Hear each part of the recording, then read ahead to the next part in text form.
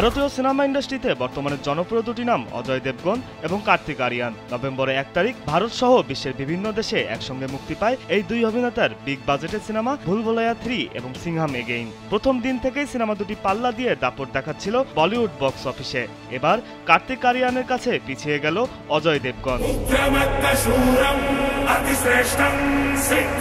দুই সিনেমারই আগের কিস্তিগুলো ছিল সুপার ডুপার হিট, আর নতুন কিস্তিতে বসেছে তারকাদের মেলা। এলো ভিশন মুশকিল আসান অফার। যে কোনো ব্র্যান্ডের পুরনো ফ্রিজ নিয়ে চলে আসুন ভিশন শোরুমে আর নিয়ে যান নতুন ভিশন ফ্রিজ 20% পর্যন্ত ছাড়। বলিউড মুভি রিভিউজ বলছে বক্স অফিসে মুক্তির প্রথম দিনে সিংহাম এগেইন ভালোই ব্যবসা করছিল। এরপর হঠাৎ ছন্দপতন হয় সিনেমাটির। ভারতীয় বক্স অফিস থেকে এখন পর্যন্ত সিনেমাটি 27 দিনে আয় করেছে 267 কোটি 65 লাখ রুপি। রোহিত শেঠি পরিচালিত সিংহাম এগেইনে অভিনয় করেছেন অজয় দেবগন, কারিনা কাপুর খান, রণবীর সিং, অক্ষয় কুমার, দীপিকা পাডুকোন, টাইগার শ্রফ এবং অর্জুন কাপুর।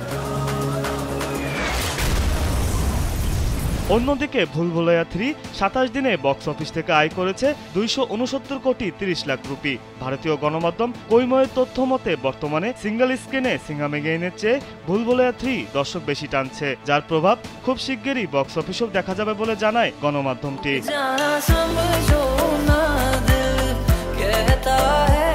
অনিস বাজমির ভুলভুলাইয়া 3 এ কার্তিক ছাড়াও রয়েছেন বিদ্যা বালান, তৃপ্তি ডিমরি, মাধুরী দীক্ষিতের মতো তারকারা। मैं महसूस कर सकता हूं कि वो बाहर आ चुकी है। বিনোদন ডেস্ক, কালবেলা।